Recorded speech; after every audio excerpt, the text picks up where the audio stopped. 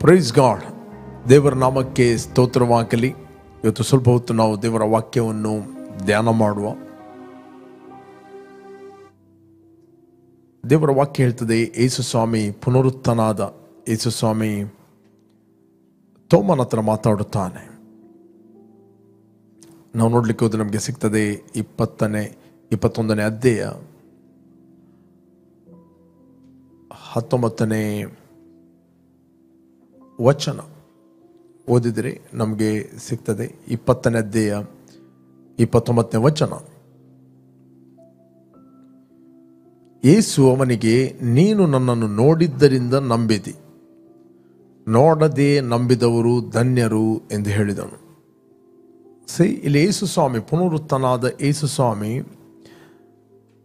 ತೋಮನಿಗೆ ಹೇಳುತ್ತಾನೆ, ಯೇಸು ಅವನಿಗೆ, ನೀನು ನನ್ನನ್ನು ನೋಡಿದ್ದರಿಂದ ನಂಬಿದಿ, ನೋಡದೆ ನಂಬಿದವರು ಧನ್ಯರು ಎಂದು ಹೇಳಿದನು. ನಾನು ಪುನಃ ಈ ವಚನವನ್ನು ಓದ್ತೇನೆ. Jesus said to him, Thomas, because you have seen me, you have believed. Blessed are those who have not seen and yet have believed. Praise God. ಈ ಸ್ವಾಮಿ ಹತ್ರ ಕೆಲವರು ಕೇಳಿದರು, ನಮಗೆ ನೀನು ಕ್ರಿಸ್ತನೆಂದು ಪ್ರೂವ್ ಮಾಡಲಿಕ್ಕೆ ಒಂದು ಸೂಚಕ ಕಾರ್ಯವನ್ನು ತೋರಿಸು. ಈ ಸ್ವಾಮಿ ಹೇಳಿದ, ಯೋನನ ಸೂಚಕ ಕಾರ್ಯ ಹೊರತು ನಿಮಗೆ ಬೇರೆ ಯಾವುದು ಸಿಗುವುದಿಲ್ಲ ಅಂತ ಹೇಳಿದ. Praise God. ಯೋನನು 3 ದಿನ 3 ರಾತ್ರಿ ಮೀನಿನ ಹೊಟ್ಟೆಯ ಒಳಗಿದ್ದ.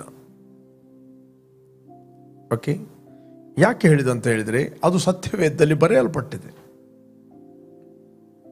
ಓಕೆ, ಯೇಸು ಬರುವುದಕ್ಕಿಂತ ಎಷ್ಟೋ 400-500 ವರ್ಷಗಳ ಹಿಂದೆ ನಡೆದ ಘಟನೆ ಅದು. ಬಟ್ ಅದನ್ನು ಅವ್ರು ನಂಬಬೇಕು. ಓಕೆ, ಆ ಸೂಚಕ ಕಾರ್ಯವನ್ನು ನಂಬಬೇಕು.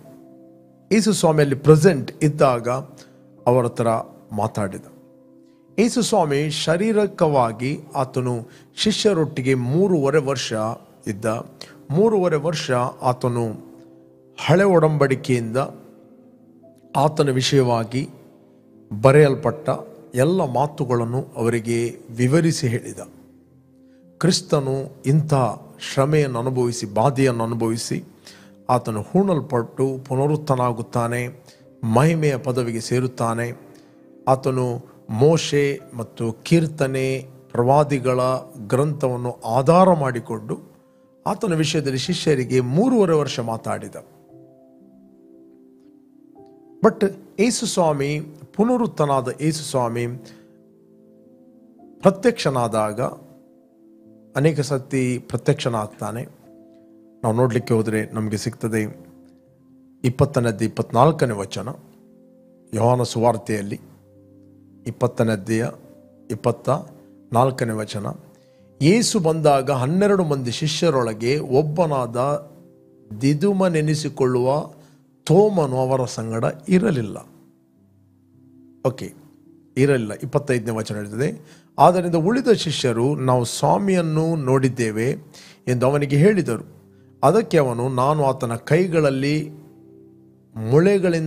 ಮೊಳೆಗಳಿಂದಾದ ಗಾಯವನ್ನು ನೋಡಿ ಆ ಮೊಳೆಯ ಗಾಯದಲ್ಲಿ ನನ್ನ ಬೆರಳನ್ನು ಇಟ್ಟು ಆತನ ಪಕ್ಕೆಯಲ್ಲಿ ನನ್ನ ಕೈಯನ್ನು ಹಾಕಿದ ಹೊರತು ನಿಮ್ಮ ಮಾತನ್ನು ನಂಬುವುದೇ ಇಲ್ಲ ಅಂದನು.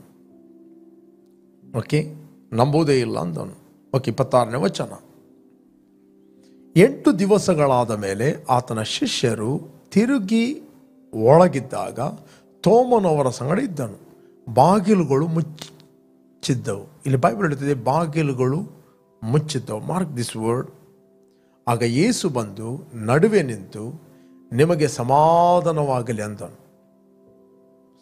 ಆಗ ಯೇಸು ಬಂದು ನಡುವೆ ನಿಂತು, ನಿಮಗೆ ಸಮಾಧಾನವಾಗಲಿ ಅಂದನು.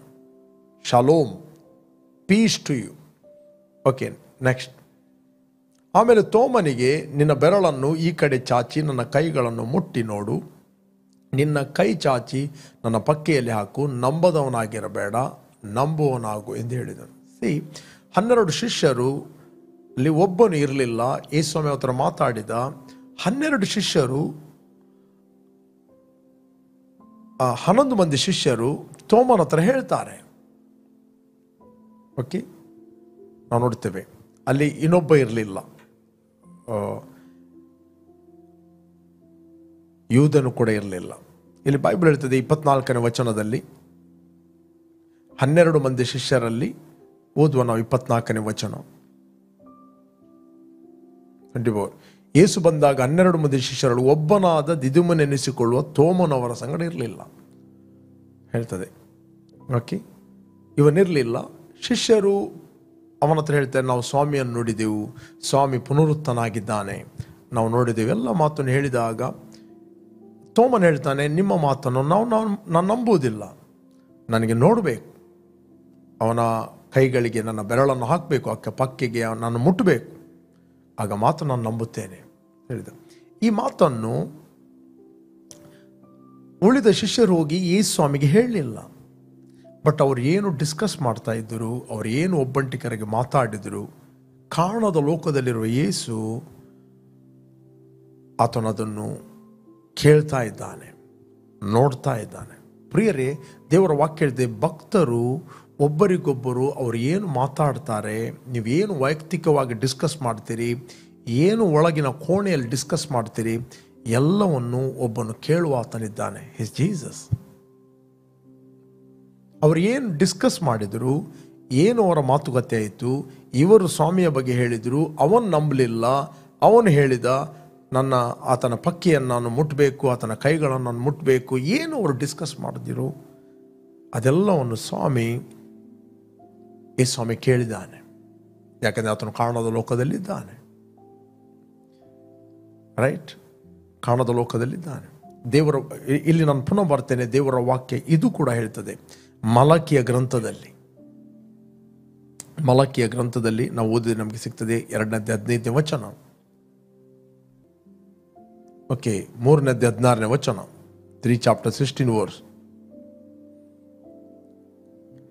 ಮಾಲಕಿ 3:16.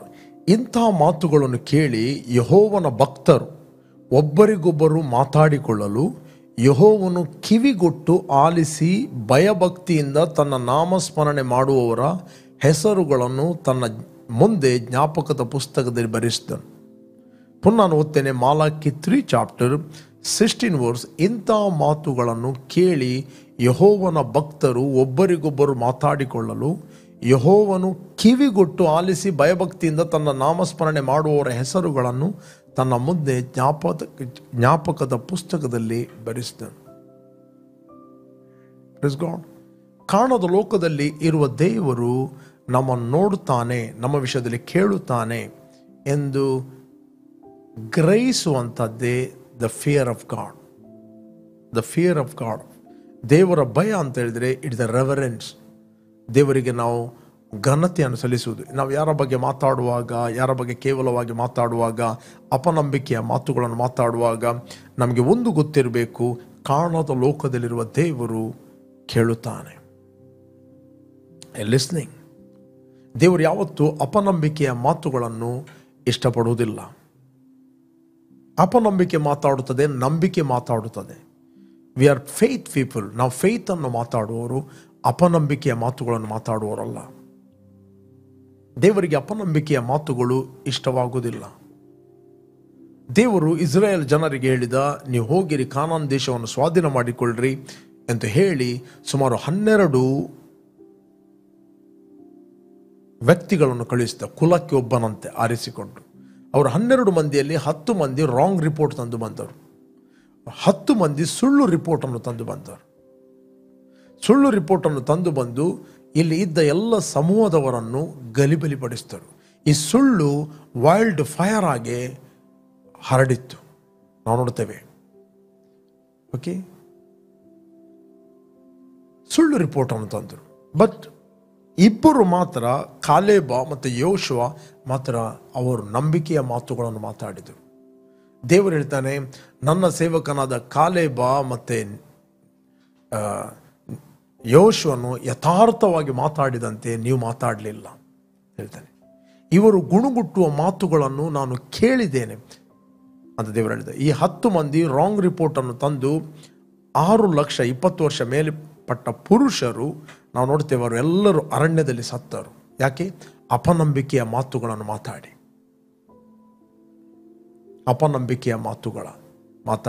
ನಾವು ನೋಡ್ತೇವೆ. ಅರಣ್ಯಕಾಂಡ 14:30 ಎಪ್ಪನೆಯ ಮಗನಾದ ಕಾಲೇಬ್ ಮತ್ತು ನ್ಯೂನನ ಮಗನಾದ ಯೋಶುವ ಇವರೆಬ್ಬರೇ ಹೊರತು ನಿಮ್ಮಲ್ಲಿ ಯಾರೂ ನಿಮ್ಮ ನಿವಾಸಕ್ಕಾಗಿ ನಾನು ಪ್ರಮಾಣಪೂರ್ವಕವಾಗಿ ವಾಗ್ದಾನ ಮಾಡಿದ ದೇಶವನ್ನು ಸೇರುವುದಿಲ್ಲ. 31 ಹೇಳ್ತದೆ,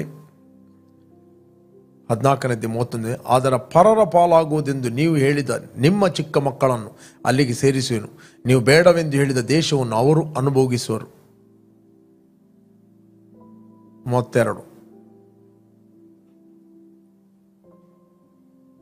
ನೀವಂತೂ ಈ ಅರಣ್ಯದಲ್ಲಿ ಸಾಯುವಿರಿ. ನಿಮ್ಮೆಲ್ಲರ ಶವಗಳು ಈ ಅರಣ್ಯದಲ್ಲಿ ಬೀಳುವ ಪರ್ಯಂತರ ನೀವು ಮಾಡಿದ ದ್ರೋಹದ ಫಲವನ್ನು ನಿಮ್ಮ ಮಕ್ಕಳು ಅನುಭವಿಸುವವರಾಗಿ 40 ವರ್ಷ ಅರಣ್ಯವಾಸಿಗಳಾಗಿರಬೇಕು.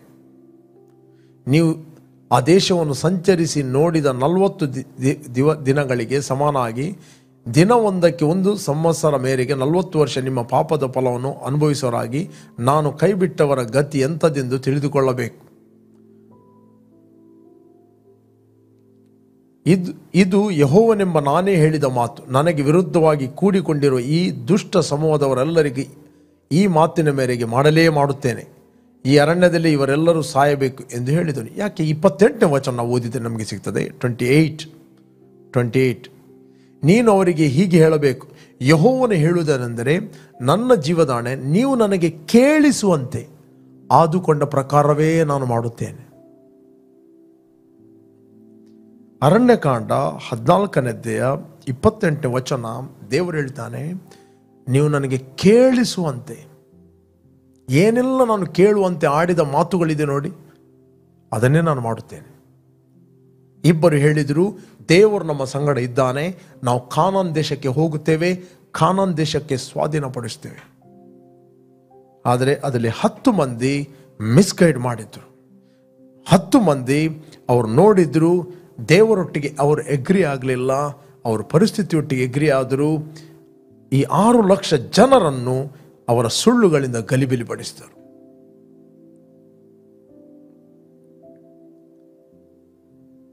ದೇವರು ಮೆಜಾರಿಟಿಯನ್ನು ನೋಡುವುದಿಲ್ಲ. ದೇವರು ತನ್ನ ವಾಕ್ಯವನ್ನು ಯಾರು ಎಗ್ರಿ ಆಗುತ್ತಾರೆ ಅವರನ್ನು ನೋಡುತ್ತಾರೆ. ಜನರು ಮೆಜಾರಿಟಿಯನ್ನು ಫಾಲೋ ಮಾಡುತ್ತಾರೆ. ದೇವರಿಗೆ ಒಬ್ಬ ಮನುಷ್ಯನನ್ನು ಹುಡುಕುತ್ತಾ ಇದ್ದಾನೆ.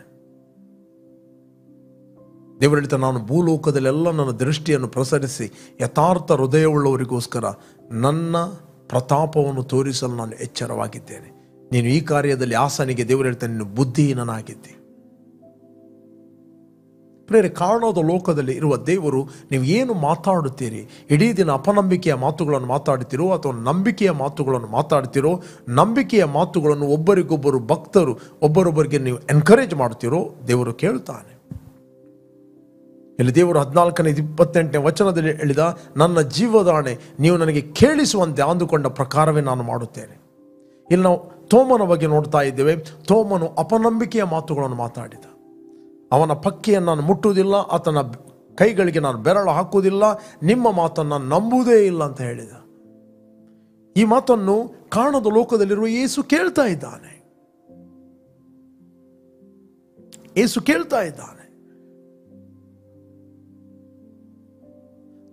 ಕೇಳ್ತಾ ಇದ್ದಾನೆ. ಬಾಗಿಲುಗಳು ಮುಚ್ಚಲ್ಪಟ್ಟಿದ್ದವು, ಅವರು ಒಳಗಿದ್ದರು. ಪುನರುತ್ತನಾದ ಯೇಸುವಿಗೆ ಗೋಡೆ ತಾಗುವುದಿಲ್ಲ. ನೀವು ಬಾಗಿಲು ಓಪನ್ ಮಾಡಿ ಕೊಡಬೇಕಾಗಿಲ್ಲ. ವಿದೌಟ್ ಡೋರ್ ಆತನ ಒಳಗೆ ಬರುತ್ತಾನೆ. ಓಕೆ, ನಿಮ್ಮ ಮನೆಗೆ ಯೇಸು ನಿಮ್ಮ ಮನೆಯಲ್ಲಿ ಪ್ರವೇಶ ಮಾಡಲಿಕ್ಕೆ ಬಾಗಿಲು ಓಪನ್ ಮಾಡಬೇಕಾಗಿಲ್ಲ. ಬಾಗಿಲಲ್ಲಿ ಅವರು ಬಾಗಿಲು ಮುಚ್ಚಿಕೊಂಡಿದ್ದರು. ಸಡನ್ಲಿ ಯೇಸು ಬಂದು ಫಸ್ಟ್ ಮಾತಾಡಿದೆ ತೋಮನ ಹತ್ರ, ತೋಮ, ನನ್ನ ಕೈ ಎಲ್ಲಿದೆ, ನನ್ನ ಪಕ್ಕೆ ಎಲ್ಲಿದೆ, ಹಾಕು ನಿನ್ನ ಬೆರಳು. ಇಮಿಡಿಯೇಟ್ಲಿ ತೋಮ ಹೇಳಿದ, ನನ್ನ ದೇವರೇ, ನನ್ನ ಸ್ವಾಮಿ. ರೈಟ್. 28ನೇ ಓದಿ ನಮಗೆ ಸಿಗ್ತದೆ. 20:28 ಯೋಹಾನ ಸುವಾರ್ತೆಯಲ್ಲಿ, ಮತ್ತು 29ನೇ ತೋಮನು ಆತನಿಗೆ, ನನ್ನ ಸ್ವಾಮಿ, ನನ್ನ ದೇವರು ಎಂದು ಹೇಳಿದನು. 29 ಯೇಸು ಅವನಿಗೆ, ನೀನು ನನ್ನನ್ನು ನೋಡಿದ್ದರಿಂದ ನಂಬಿದಿ, ನೋಡದೆ ನಂಬಿದವರು ಧನ್ಯರು ಎಂದು ಹೇಳಿದ. ಇವತ್ತು ನಿಮ್ಮ ಆರೋಗ್ಯದ ವಿಷಯದಲ್ಲಿ ನಿಮ್ಮ ರಿಪೋರ್ಟ್ಗಳು ಏನು ಹೇಳ್ತವೆ, ಫೀಲಿಂಗ್ಸ್ಗಳು ಏನು ಹೇಳ್ತವೆ, ಅದು ನಂಬುವುದಲ್ಲ. ನಮ್ಮ ಕರ್ತನಾದ ಯೇಸು ಕ್ರಿಸ್ತನು ಏನು ಹೇಳಿದಾನೆ ಅದೇ ಫೈನಲ್ ರಿಪೋರ್ಟ್. ಬ್ಲೆಸ್ಡ್ ಅಂತ ಹೇಳಿದರೆ ಆ ವಾಕ್ಯ ಏನು ಹೇಳುತ್ತದೆ ಅದು ನಿಮ್ಮ ಜೀವಿತದಲ್ಲಿ ಆಶೀರ್ವಾದವಾಗುತ್ತದೆ. Praise God. ಆ ವಾಕ್ಯ ನಿಮ್ಮಲ್ಲಿ ರಿಯಲ್ ಆಗುತ್ತದೆ. ಬ್ಲೆಸ್ಡ್ ಇಸ್ ದ ಪರ್ಸನ್, ಆತನು ಆಶೀರ್ವದಿಸಲ್ಪಟ್ಟ ವ್ಯಕ್ತಿ. ಅಂದರೆ ನಿಮ್ಮ ದೇಹದಲ್ಲಿ ಆರೋಗ್ಯವಿದ್ದರೆ ಅದು ಆಶೀರ್ವಾದ. ರೋಗ ಆಶೀರ್ವಾದ ಅಲ್ಲ, ಕೊರತೆ ಆಶೀರ್ವಾದ ಅಲ್ಲ. ಓಕೆ, ಕೊರತೆ ಒಂದು ಆತ್ಮ, ರೋಗ ಒಂದು ಆತ್ಮ. ದ ಸ್ಪಿರಿಟ್ ಆಫ್ ಇನ್ಫರ್ಮಿಟಿ ಅಂತ ಕರೀತಾರೆ. He carried our infirmity on the cross of Calvary. ಆತನು ನಮ್ಮ ಬಾಧೆಗಳನ್ನು, ಆತನು ನಮ್ಮ ಬೇನೆಗಳನ್ನು ಆತನು ತಾನೇ ತನ್ನ ದೇಹದ ಮೇಲೆ ಹೊತ್ತುಕೊಂಡು ಹೋದನು. The spirit of infirmity. ಸೈತಾನ್ನಿಂದ ಬಾಧಿಸಲ್ಪಟ್ಟವರು ಅಂತ ಹೇಳ್ತದೆ. ನಜರೇತಿನ ಯೇಸು ಕ್ರಿಸ್ತನನ್ನು ದೇವರು ಆತ್ಮದಿಂದಲೂ ಬಲದಿಂದಲೂ ಅಭಿಷೇಕಿಸಿದನು. ದೇವರು ಆತನ ಸಂಗಡ ಇದ್ದದರಿಂದ ಆತನು ಒಳ್ಳೆಯದನ್ನು ಉಪಕಾರಗಳನ್ನು ಮಾಡುತ್ತಾ ಸಂಚರಿಸಿದನು. ಸೈತಾನ್ನಿಂದ ಬಾಧಿಸಲ್ಪಟ್ಟವರನ್ನು ಬಿಡುಗಡೆ ಮಾಡುತ್ತಾ ಸಂಚರಿಸಿದನು. 10:38 ಆಕ್ಟ್ ಆಫ್ ಅಪೋಸ್ತಲ ಕೃತ್ಯ 10:38 ಇರ್ತದೆ, ಸೈತಾನ್ನಿಂದ ಬಾಧಿಸಲ್ಪಟ್ಟವರು. ನಾನು ನಿಮಗೋಸ್ಕರ ಓದ್ತೇನೆ ಆ ವಚನವನ್ನು. ದೇವರು ನಜರೇತಿನ ಯೇಸುವನ್ನು ಪವಿತ್ರಾತ್ಮದಿಂದಲೂ ಬಲದಿಂದಲೂ ಅಭಿಷೇಕಿಸಿದನು. ದೇವರು ಆತನ ಸಂಗಡ ಇದ್ದದರಿಂದ ಆತನ ಉಪಕಾರಗಳನ್ನು ಮಾಡುತ್ತಾ ಸೈತಾನ್ನಿಂದ ಬಾಧಿಸಲ್ಪಡುತ್ತಿರುವವರೆಲ್ಲರನ್ನು ಗುಣ ಮಾಡುತ್ತಾ ಸಂಚರಿಸಿದನು. ಇದೆಲ್ಲ ನಿಮಗೆ ಗೊತ್ತಾಗಿದೆ ಅಷ್ಟೇ. Okay, who are oppressed by the devil. Oppress ಒಂದು ರೀತಿಯ ಒತ್ತಡ, ಕುಟುಂಬದಲ್ಲಿ ಒತ್ತಡ, ಮನೆಯಲ್ಲಿ ಒತ್ತಡ, ರಿಲೇಶನ್ಶಿಪ್ ಅಲ್ಲಿ ಒತ್ತಡ, ಬಾಧೆಗಳು. ಯೇಸು ಕ್ರಿಸ್ತನ ಬಾಧೆಗಳು ನನಗೋಸ್ಕರ ನಿನಗೋಸ್ಕರ ಹೊತ್ತುಕೊಂಡು ಹೋಗಿದ್ದಾನೆ ಮತ್ತು ಆತನು ಡಿಕ್ಲೇರ್ ಮಾಡಿದ್ದಾನೆ, ಆತನ ಬಾಸುಂಡೆಗಳಿಂದ ನಿಮಗೆ ಗುಣವಾಯಿತು. ಅದಕ್ಕೆ ಯೇಸು ಹೇಳಿದ, ನೋಡಿ ನಂಬುವುದಲ್ಲ, ನೋಡದೆ ನಂಬಿದವರು ಧನ್ಯರು. ನೋಡದೆ ನಂಬುವುದೇನು? ಆತನ ವಾಕ್ಯವನ್ನು ನಂಬುವುದು. ಇವತ್ತು ಯೇಸು ಸ್ವಾಮಿ ಕ್ರೂಜಿಗೆ ಹೋದದ್ದು ನಾವು ನೋಡಲಿಲ್ಲ. ಯೇಸು ಸ್ವಾಮಿ ಕಲ್ವಾರಿ ಕ್ರೂಜಿಯಲ್ಲಿ ರಕ್ತವನ್ನು ಸುರಿಸಿದ್ದು ನಾವು ನೋಡಲಿಲ್ಲ. ಆತನು ಹೂಣಲ್ಪಟ್ಟದ್ದು ನಾವು ನೋಡಲಿಲ್ಲ. ಆತನು ಪುನರುತ್ಥಾನ ಆದದ್ದು ನಾವು ನೋಡಲಿಲ್ಲ. ಸ್ಟಿಲ್ ನಾವು ನಂಬುತ್ತೇವೆ. ಏನನ್ನು ನಂಬುತ್ತೇವೆ? ದೇವರ ವಾಕ್ಯದ ಆಧಾರದ ಮೇಲೆ ನಂಬುತ್ತೇವೆ. ಇಲ್ಲಿ ಯೇಸು ಸ್ವಾಮಿ ಪೇತ್ರನಿಗೆ, ತೋಮನಿಗೆ ಹೇಳಿದ, ನೀನು ನಂಬಬೇಕಿದ್ದು ಸ್ಕ್ರಿಪ್ಚರ್ಗಳನ್ನು. ಕ್ರಿಸ್ತನ ವಿಷಯದಲ್ಲಿ ಹಳೆ ಒಡಂಬಡಿಕೆಯಲ್ಲಿ ಏನು ಬರೆಯಲ್ಪಟ್ಟಿದೆ ಅದನ್ನು ನಂಬಬೇಕಿತ್ತು. ನನ್ನ ನೋಡಿ ನೀವು ಶಿಲುಬೆಗೆ ಹೋದದ್ದು, ಹೂಣಲ್ಪಟ್ಟದ್ದು, ಪುನರುತ್ಥಾನ ಅದು ನಂಬಬೇಕಾಗಿಲ್ಲ. ನೀವು ನೋಡಿ ನಂಬಬೇಕಾಗಿಲ್ಲ. ಅದರ ವಿಷಯದಲ್ಲಿ ಆಲ್ರೆಡಿ ಬರೆಯಲ್ಪಟ್ಟಿದೆ. ಹೇಳಿದೆ ಯೇಸು ಸ್ವಾಮಿ ತನ್ನ ಶಿಷ್ಯರಿಗೆ. ಯಮಾವ್ ಹಳ್ಳಿಯಿಂದ ಬರುತ್ತಿರುವಾಗ ಶಿಷ್ಯರಿಗೆ ಹೇಳಿದ. ಇಬ್ಬರು ಶಿಷ್ಯರ ಹತ್ರ ಅವರು ಮಾತಾಡುತ್ತಿರುವಾಗ ಅವನನ್ನು ತೋಟಗಾರ ಅಂತ ಅನಿಸಿದರು. ಅದಕ್ಕೆ ಯೇಸು ಸ್ವಾಮಿ ಹೇಳ್ತಾನೆ 24:25 ಲೂಕನು ಬರೆದ ಸುವಾರ್ತೆ, ಲೂಕ್ ಚಾಪ್ಟರ್. ಆತನವರಿಗೆಲ್ಲ ಬುದ್ಧಿ ಇಲ್ಲದವರೇ, ಪ್ರವಾದಿಗಳು ಹೇಳಿದೆಲ್ಲವನ್ನು ನಂಬುವುದರಲ್ಲಿ ಮಂದರದೆಯರೇ, ಕ್ರಿಸ್ತನು ಇಂತಹ ಶ್ರಮೆಗಳನ್ನು ಅನುಭವಿಸಿ ತನ್ನ ಮಹಾಪದವಿಗೆ ಸೇರುವುದು ಅಗತ್ಯವಾಗಿತ್ತಲ್ಲವೇ ಎಂದು ಹೇಳಿ ಮೋಶೆಯ ಮತ್ತು ಎಲ್ಲ ಪ್ರವಾದಿಗಳ ಗ್ರಂಥಗಳು ಮೊದಲುಗೊಂಡು ಸಮಸ್ತ ಗ್ರಂಥಗಳಲ್ಲಿ ತನ್ನ ವಿಷಯವಾಗಿರುವ ಸೂಚನೆಗಳನ್ನು ಅವರಿಗೆ ವಿವರಿಸಿದನು. ಆತನ ವಿಷಯವಾಗಿರುವ ಸೂಚನೆಗಳನ್ನು ಯೇಸು ಸ್ವಾಮಿ ಅವರಿಗೆ ವಿವರಿಸ್ತಾ ಎಕ್ಸ್ಪ್ಲೇನ್ ಮಾಡಿದ. ಇಲ್ಲಿ ತೋಮನಿಗೆ ಯೇಸು ಸ್ವಾಮಿ ಹೇಳುವುದು ಇದೆ, ನೀನು ನೋಡಿ ನಂಬಿದೆ. ನೋಡದೆ ನಂಬಿದವರೇ ಧನ್ಯರು. ಓ ದೇವರೇ, ನಾನು ಕೋಣೆಯಲ್ಲಿ ಕೂತ್ಕೊಂಡಿದ್ದೇನೆ, ನನಗೊಂದು ವಿಸಿಟೇಷನ್ ಕೊಡು. ಓ ನನಗೊಂದು ಪರಲೋಕದ ದರ್ಶನ ಕೊಡು. ಅಫ್ಕೋರ್ಸ್ ನಾನು ದರ್ಶನವನ್ನು ನಂಬುತ್ತೇನೆ, ವಿಸಿಟೇಷನ್ ನಂಬುತ್ತೇನೆ. ಅದು ನಮಗೆ ಆಧಾರ ಅಲ್ಲ. ನಮಗೆ ಆಧಾರ ಯಾವುದಂತ ಹೇಳಿದರೆ ಸತ್ಯವೇದದಲ್ಲಿ ಏನು ಬರೆಯಲ್ಪಟ್ಟಿದೆ ಅದು ಆಧಾರ. ದೇರ್ ಆರ್ ಮೆನಿ ಮ್ಯಾನಿಫೆಸ್ಟೇಷನ್, ಅದನ್ನು ನಾವು ಡಿನೈ ಮಾಡುವುದಿಲ್ಲ.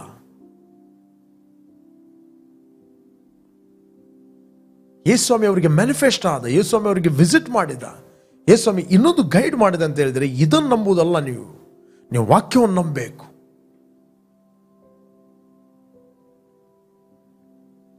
ನೀವು ವಾಕ್ಯವನ್ನು ನಂಬಬೇಕು.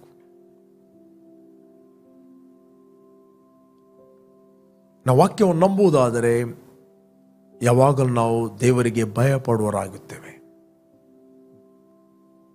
ದೇವರ ಭಯವೇ ಜ್ಞಾನದ ಮೂಲ. ಜ್ಞಾನ, ಯಾವ ಜ್ಞಾನ? The spiritual knowledge. Spiritual knowledge. There is a spiritual knowledge, there is a sense knowledge. Sense knowledge ಅಂತ ಹೇಳಿದರೆ ನೀವೇನು ಅಂದರೆ ಇಂದ್ರಿಯಗಳ ಜ್ಞಾನೇಂದ್ರಿಯ ಅಂತ ಹೇಳಿದರೆ ಏನು ನೋಡ್ತಿ, ಏನು ಕೇಳ್ತಿ, ಏನು ಫೀಲ್ ಮಾಡ್ತಿ, ಏನು ಮುಟ್ಟುತ್ತಿ, ಅನುಭವಿಸ್ತಿ. ಓಕೆ, ಅದು ಸ್ಪಿರಿಚುವಲ್ ನಾಲೆಜ್ ಅಂತ ಹೇಳಿದರೆ ಕಾಣದ ಲೋಕದಲ್ಲಿರುವ ದೇವರು ನಾನು ನೋಡ್ತಾ ಇದ್ದಾನೆ. ನೀವೇನೇ ಮೊಬೈಲ್ ನೋಡ್ತಿರುವಾಗ, ಫೋನೋಗ್ರಫಿ ನೋಡ್ತಿರುವಾಗ, ಅಶ್ಲೀಲವಾದ ಪಿಕ್ಚರ್ಗಳು ನೋಡ್ತಿರುವಾಗ ನಮಗೆ ಕಾನ್ಷಿಯಸ್ ಇರಬೇಕು, ಗಾಡ್ ಈಸ್ ವಾಚಿಂಗ್. ಯಾರ ಬಗ್ಗೆ ಮಾತಾಡುತ್ತಿರುವಾಗ ಗಾಡ್ ಈಸ್ ವಾಚಿಂಗ್. ನಾವು ಕೇವಲವಾಗಿ ಯಾರ ಬಗ್ಗೆ ಮಾತಾಡಲಿಕ್ಕೆ ಆಗುವುದಿಲ್ಲ. God is watching. What you speak, God is watching. ನಾನು ವೈಯಕ್ತಿಕವಾಗಿ ಏನು ಮಾತಾಡುತ್ತೇನೆ ದೇವರು ಕೇಳ್ತಾನೆ. ಸಭೆಯಲ್ಲಿ ಬಂದು ಎಲ್ಲರ ಮುಂದೆ ನಂಬಿಕೆಯ ಮಾತುಗಳನ್ನು ಮಾತಾಡಬಹುದು, ಅರಿಕೆ ಮಾಡಬಹುದು. ಬಟ್ ನೀನು ಒಬ್ಬನೇ ಇರುವಾಗ ಹೇಗೆ ಮಾತಾಡುತ್ತೆ? ನಿನ್ನ ಪ್ರತಿಯೊಂದು ಮಾತುಗಳನ್ನು ಯೇಸುಸ್ವಾಮಿ, ಪುನರುತ್ಥಾನದ ಯೇಸುಸ್ವಾಮಿ ಕೇಳುತ್ತಾನೆ. ಪುನರುತ್ಥಾನದ ಯೇಸುಸ್ವಾಮಿ ಆತನು ಕೊನೆಯದಾಗಿ ಆತನು 500 ಜನಕ್ಕೆ ವಿಸಿಟ್ ಮಾಡಿದ, ನಾವು ನೋಡ್ತೇವೆ. ಆತನು ಮಾತಾಡಿದ.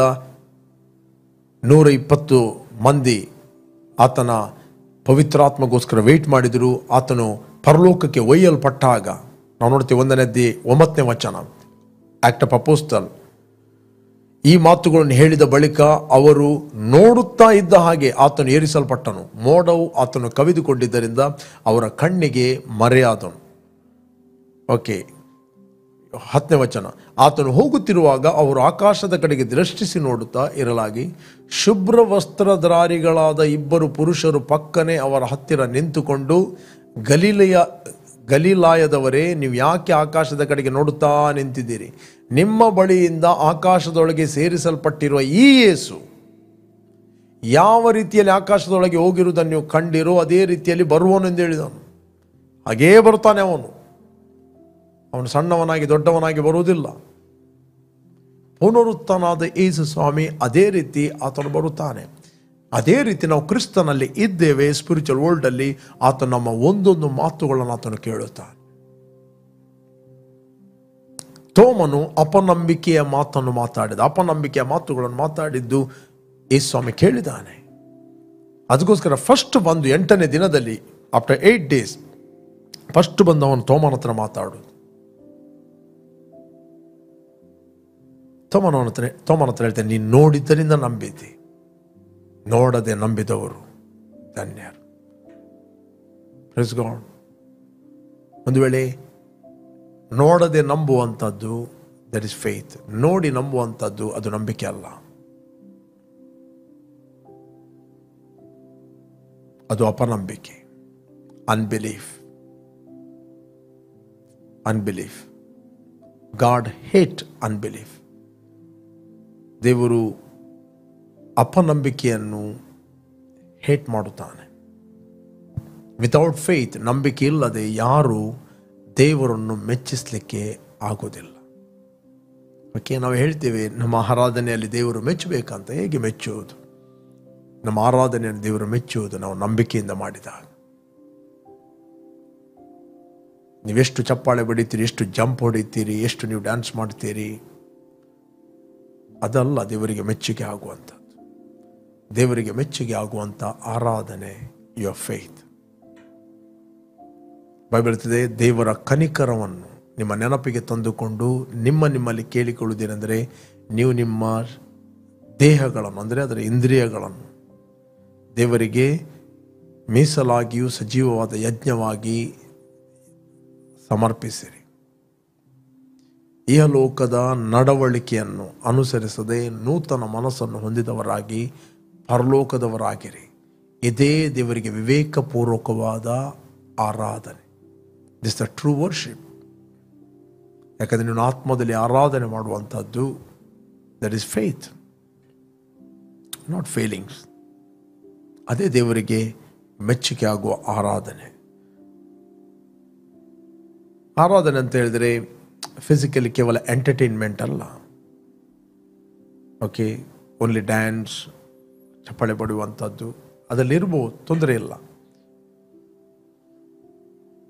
ಬಟ್ ಆರಾಧನೆ ಎಂಬುವಂಥದ್ದು ದೇವರಿಗೆ ನಾವು ಗೌರವವನ್ನು ಸಲ್ಲಿಸುವಂಥದ್ದು, ದೇವರಿಗೆ ಮೆಚ್ಚುವಂಥ ಆರಾಧನೆ, ದಟ್ ಈಸ್ ಫೇತ್, ನಮ್ಮ ನಂಬಿಕೆ.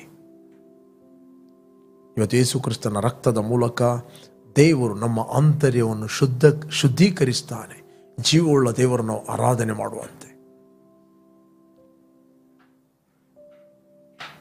9ನೇ ಅಧ್ಯಾಯ 14ನೇ ವಚನ, ಇಬ್ರಿಯರಿಗೆ ಬರೆದ 9ನೇ ಅಧ್ಯಾಯ 14ನೇ ವಚನ. ಓಕೆ, ನಿತ್ಯಾತ್ಮನಿಂದ ತನ್ನನ್ನು ತಾನೇ ನಿರ್ದೋಷಿಯನ್ನಾಗಿ ದೇವರಿಗೆ ಸಮರ್ಪಿಸಿಕೊಂಡ ಕ್ರಿಸ್ತನ ರಕ್ತವು ಎಷ್ಟೋ ಹೆಚ್ಚಾಗಿ ನಮ್ಮನ್ನು ನಿರ್ಜೀವ ಕರ್ಮಗಳಿಂದ ಬಿಡಿಸಿ ನಾವು ಜೀವವುಳ್ಳ ದೇವರನ್ನು ಆರಾಧಿಸುವರಾಗುವಂತೆ ನಮ್ಮ ಮನಸ್ಸನ್ನು ಶುದ್ಧೀಕರಿಸ್ತಲ್ಲವೇ. Praise God. ನಮ್ಮ ಮನಸ್ಸನ್ನು ಆತನು ಶುದ್ಧೀಕರಿಸ್ತಾನೆ. ಪ್ರೇರೆ, ನಾವು ನೋಡುವವರಾಗಿ ನಡೆಯುವವರಲ್ಲ, ನಾವು ನಂಬಿಕೆಯಲ್ಲಿ ನಡೆಯುವವರು, ನಂಬುವುದು ದೇವರ ವಾಕ್ಯವನ್ನು. Believe God's word. Let's pray. ನಾವು ಪ್ರಾರ್ಥನೆ ಮಾಡುವ. ಯಾರು ನೀವು ಫಸ್ಟ್ ಟೈಮ್ ವೀಕ್ಷಿಸ್ತಾ ಇದ್ದೀರಿ, ಇಷ್ಟವರಿಗೆ ಯೇಸುವನ್ನು ರಕ್ಷಕನ ಒಡೆಯನೆಂದು ನೀವು ಅಂಗೀಕಾರ ಮಾಡಲಿಲ್ಲ, ಇದು ನಿಮ್ಮ ಸಮಯ. ನಿಮ್ಮ ಹೃದಯದಲ್ಲಿ ಆತನು ಕರೆಯಿರಿ. ನಿನಗೋಸ್ಕರ ಮತ್ತು ನನಗೋಸ್ಕರ ಯೇಸು ಕ್ರಿಸ್ತನು ಕ್ರೂಜೆಯಲ್ಲಿ ಸತ್ತಿದ್ದಾನೆ, ರಕ್ತವನ್ನು ಸುರಿಸ್ತಾನೆ, ಹೂಣಲ್ಪಟ್ಟಿದ್ದಾನೆ. 3ನೇ ದಿನ ಸತ್ತವರ ಒಳಗಿಂದ ಆತನು ಎದ್ದು ಬಂದಿದ್ದಾನೆ. Let's pray. ನಾವು ಪ್ರಾರ್ಥನೆ ಮಾಡುವ. Thank you Lord. ಭೂಮಿ ಆಕಾಶಗಳನ್ನು ಉಂಟು ಮಾಡದ ಸರ್ವಶಕ್ತನಾದ ನನ್ನ ತಂದೆ, ನಿನ್ನ ಒಬ್ಬನೇ ಮಗನಾದ ಯೇಸು ಕ್ರಿಸ್ತನನ್ನು ನನಗೋಸ್ಕರ ನೀನು ಕಳಿಸ್ತಿ. ಆತ ನನಗೋಸ್ಕರ ಬಾಧೆಯನ್ನು ಅನುಭವಿಸಿ ಹೂಣಲ್ಪಟ್ಟು 3ನೇ ದಿನ ಸತ್ತವರ ಒಳಗಿಂದ ಎದ್ದು ಬಂದನೆಂದು ನಾನು ನನ್ನ ಹೃದಯದಲ್ಲಿ ನಂಬುತ್ತೇನೆ ಮತ್ತು ಬಾಯಿಂದ ನಾನು ಅರಿಕೆ ಮಾಡುತ್ತೇನೆ, ಯೇಸುವೆ ನನ್ನ ಕರ್ತನೆಂದು. ನೀನು ವಾಗ್ದಾನ ಮಾಡಿದ ಪವಿತ್ರಾತ್ಮ ವರವನ್ನು ನಂಬಿಕೆಯ ಮೂಲಕ ನಾನು ಹೊಂದುತ್ತೇನೆ. Thank you lord. ನೀನು ವಾಗ್ದಾನ ಮಾಡಿದ ಪವಿತ್ರಾತ್ಮಗೋಸ್ಕರ ಸ್ತೋತ್ರ. ನಾವು ನೋಡುವವರಾಗಿ ನಡೆಯುವುದಿಲ್ಲ, ನಾವು ನಂಬುವವರಾಗಿ ನಡೆಯುತ್ತೇವೆ. ನೀನು ಹೇಳಿದಿ, ನೋಡಿ ನಂಬುವವರು ಅಲ್ಲ, ನೋಡದೆ ನಂಬುವವರು ಧನ್ಯರು. They are blessed. ಅವರು ಧನ್ಯರು. They are healthy, they are strong ಅಂತ ನಾವು ವಾಕ್ಯ ಹೇಳ್ತೇವೆ. ತಂದೆ, ಯಾರೆಲ್ಲ ವೀಕ್ಷಿಸ್ತಾ ಇದ್ದರು ಅವರ ದೇಹದಲ್ಲಿ ಯಾವುದೇ ಕಾಯಿಲೆಗಳು, ನೋವುಗಳು, ಬೇನೆಗಳು ಇರುವುದಾದರೆ ನಾನು ನಂಬ್ತೇನೆ. ನಿನ್ನ ವಾಕ್ಯ ಹೇಳ್ತದೆ, ನಿನ್ನ ಬಾಸುಂಡೆಗಳಿಂದ ಅವರಿಗೆ ಗುಣವಾಗಿದೆ ಅಂತ. ನಾನು ನಂಬುತ್ತೇನೆ. ಅವರ ದೇಹಗಳು ಸ್ವಸ್ಥತೆಯನ್ನು ಹೊಂದಿಕೊಳ್ಳಲಿ. Be healed by the power of the holy spirit of God. I thank you Lord for the healing of God. Thank you Lord. Thank you Lord. ಅವರ ದೇಹಗಳು ರೆಸ್ಟೋರ್ ಆಗಲಿ ಯೇಸು ನಾಮದಲ್ಲಿ. Thank you Lord for the freedom of master in Jesus name. Amen, amen, amen.